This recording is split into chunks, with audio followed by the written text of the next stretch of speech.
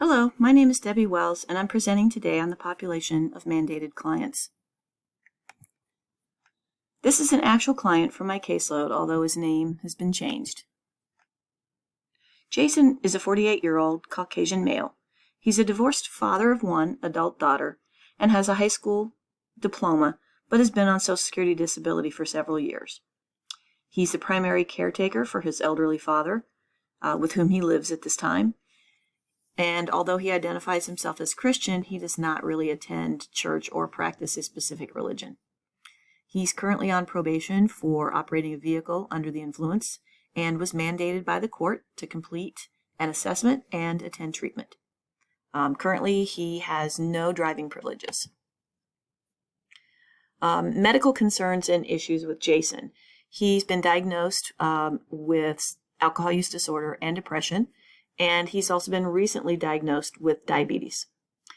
Jason's on probation for an OVI and was mandated to have an assessment and treatment, lost his license and driving privileges. And the presenting problem is that Jason is on probation. He lives with his father and provides primary care for him. He's on Social Security disability and hasn't worked for the last 5 years. He has had 2 prior OVI convictions and 3 public intox convictions. His alcohol use contributed to his divorce, and his only child has very little contact with him. He was recently diagnosed with diabetes, but hasn't followed through with any treatment for it. He's had 2 prior treatment episodes in the past 10 years, but hasn't been able to remain sober for longer than about 6 months. For Jason's history, his drinking began at age 14 when he was in high school, and pretty much throughout high school he was drinking regularly on the weekends. When he was 22 years old, his mother died from cancer. His drinking escalated, resulting in his first OVI. After his mother died, his depression really intensified, which also increased his drinking. He got married at age 25 and became a father at 26. His drinking became heavier as his depression was left untreated. He got a second OVI when he was 36 and ended up losing his job. When he was 37, his wife left and took their daughter and filing for divorce. He attended treatment following both of these OVI incidents and was able to remain sober for about 6 months. After his divorce, he experienced several cycles of severe depression, which increased his drinking and led to him becoming homeless. He's been unable to maintain any employment, but was able to get on Social Security disability. So now Jason lives with his father and provides primary care. His father and his paternal grandfather both were diagnosed with alcohol use disorders. When we look at the DSM-5 criteria for major depressive disorder, we are only going to look at those specific symptoms that Jason experiences. He reports feeling depressed most of the time, most of the day. He reports feeling having thoughts of hopelessness, helplessness. He feels worthless. He experiences insomnia almost every day. Even though he has fatigue and loss of energy, he doesn't sleep. He experiences excessive guilt and finds that he spends a lot of his time thinking about how his depression and his drinking led to the fact that his wife left and that his daughter doesn't speak to him, and he's never met his grandchild. He experiences a diminished ability to concentrate. He often forgets basic things. He doesn't eat. He's even, in a couple instances, forgotten to refill his father's medication or give him his medication, which has caused his father to have some significant medical consequences. These symptoms cause clinically significant impairment in his social and occupational areas of functioning. These symptoms are not attributed to his substance use or other medical conditions. When we look at his alcohol use disorder, we find, again, these symptoms are specific to Jason. He takes alcohol in larger amounts than was intended. He finds himself buying a case of beer, and he'll drink that and then end up walking to the store or to the carryout to buy more because he's drinking more than he had planned for that day. He spends a great deal of time obtaining, using, and recovering from alcohol. He experiences cravings and a strong desire to drink, even though he's been advised by his doctor because of the diabetes to stop drinking. He continues to have that craving. His recurrent alcohol use has resulted in failure to fulfill major role obligations at work and with his family. Again, his alcohol use contributed to his unemployment, which ultimately led to divorce. It led him to become homeless, and even recently he has neglected taking care of his father, causing his father to have some significant medical issues as a result. He experiences recurrent use in situations that are physically hazardous. He's had 3 OVIs, so driving while intoxicated is definitely physically hazardous to himself and others.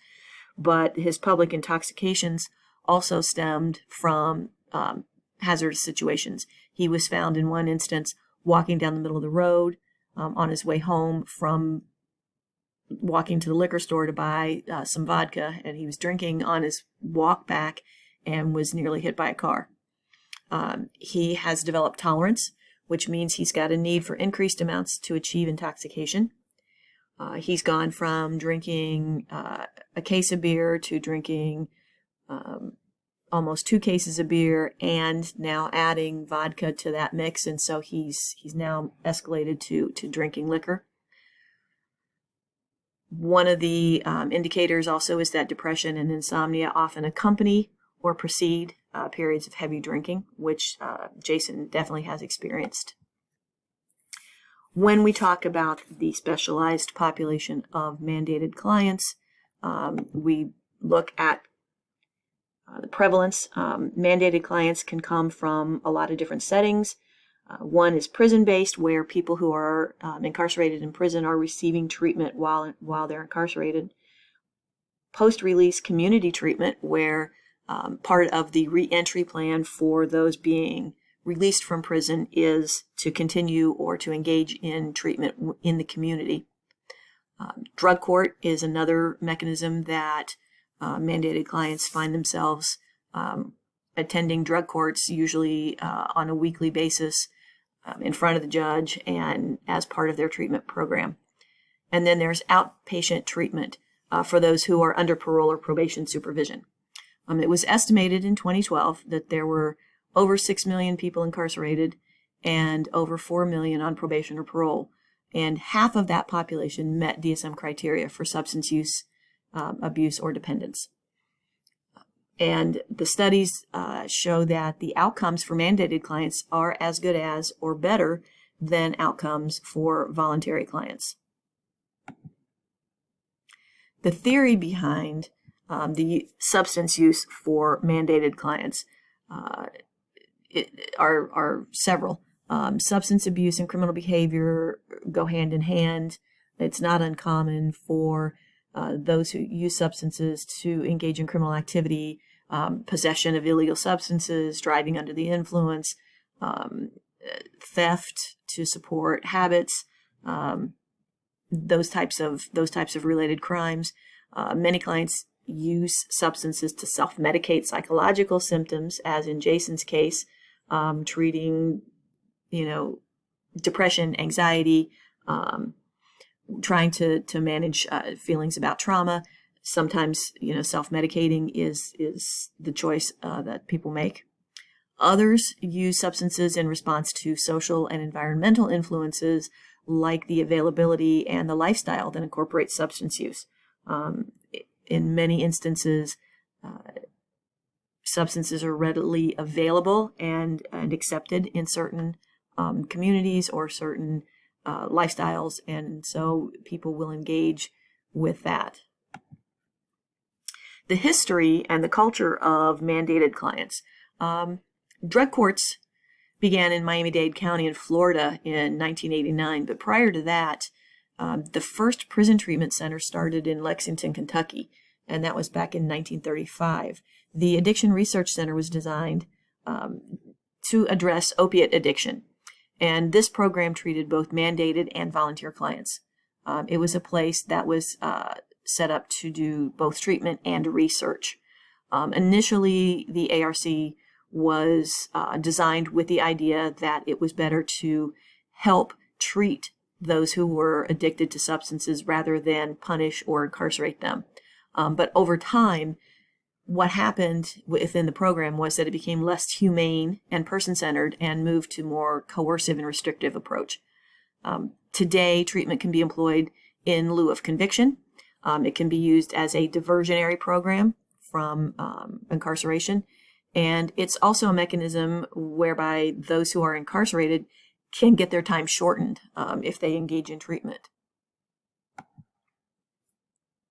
When we look at some of the research articles, NIDA published a research article about drug abuse and drug treatment for the criminal justice population. And they found that mandated substance use treatment for criminal offenders had pretty successful outcomes. There was a cost benefit to providing treatment versus incarceration. It was cheaper to do treatment than to support somebody in the prison system. They found better outcomes are achieved by treating someone for more than a 90-day period. They found in this article that addiction often has a biological, medical, and psychosocial issues, recognizing that addiction is a relapsing disorder and might require more than one treatment episode. They found that the use of cognitive behavioral therapy and medication-assisted treatment is found to be most effective with this population. The use of behavioral interventions is employed with mandated clients, which includes offering rewards for positive behaviors and sanctions for negative behavior, and part of that criminal justice system. Finally, they found that there are not enough services available for all those who need it, indicating that expansion of services and programming is something that needs to be focused on when you talk about the mandated population. Another article about drug treatment for adult offenders, kind of a state of the state. It was a survey that included prisons, jails, and community corrections, which includes probation and parole. And this survey, they found that substance abuse education and awareness is the most prevalent service that's being offered, followed by outpatient group. It was concluded by the researchers that because criminal offenders are 4 times more likely to develop dependence versus abuse, that these less intense services are not really able to address the needs of mandated clients. They identified that more intense clinical services are needed for a period of 90 days or longer. The survey also identified that the correctional component of mandated services increases motivation and retention of clients through the use of various forms of legal coercion and sanctions. They concluded that more intensive services over longer periods can improve outcomes for the mandated population.